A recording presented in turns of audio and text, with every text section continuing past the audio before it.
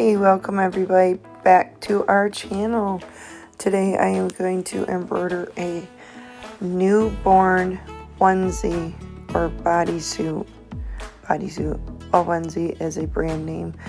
And that one was a 3-month, and I used tearaway, and then I add a little chunk of cutaway stabilizer on there. It's a way I found it works. So I'm showing how I placed the stitch out I did before, just to make sure the font was a good stitch out. And now I'm sliding it onto my hoop, and I was very surprised that it didn't really have to stretch to go over the hoop. And this is the newborn. This is a 5.5 by 5.5 hoop for my Janome MC230E. So I pull it on there and realize that my cutaway stabilizer isn't far enough up. So I just peel it off and restick it. I want to make sure it's there to hold the stitches good for many washes and wears for that child, for the baby.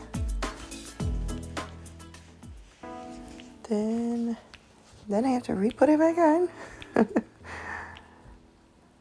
It's well worth taking your time, especially on clothing in a straight line of a name. Oh, this was nerve-wracking, so I didn't want to mess up. So you pull it up, and I try to make sure that the shoulders were kind of even and like the side seams were even. That kind of helped me feel ensured that I had it centered. And then I have to lift the tiny little area up and get my can down in there and do a really tiny spritz of 505. Any basting spray would probably work. Just enough. I mean, you don't want to coat it too much. I need a little bit more in there.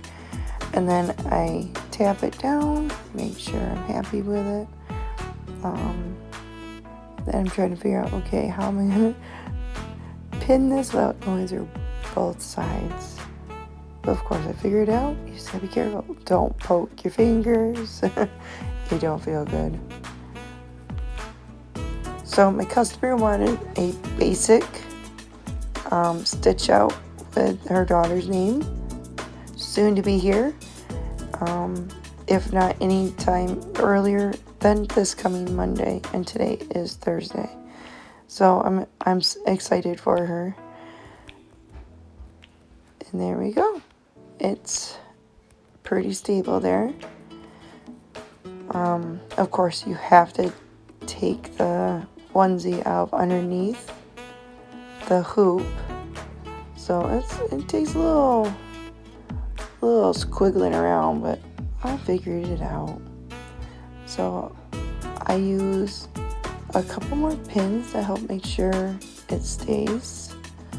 Then I also use tape. So you'll see that. And the color is olive green that she picked, which is awesome because green is my favorite color. Just had to throw it in there. There we go. This part takes quite a while, but like I said, it's important. You could have a crooked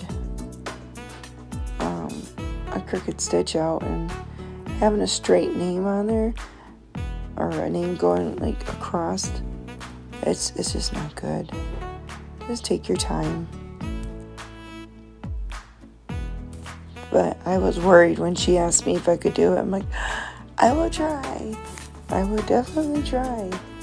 I am so excited to try it. So she put faith in me. I'm just taping it over. You just want to make sure that nothing is underneath the hoop, as in like your cloth. A little bit of tape doesn't matter. You've got enough space under it. It's ready for the machine.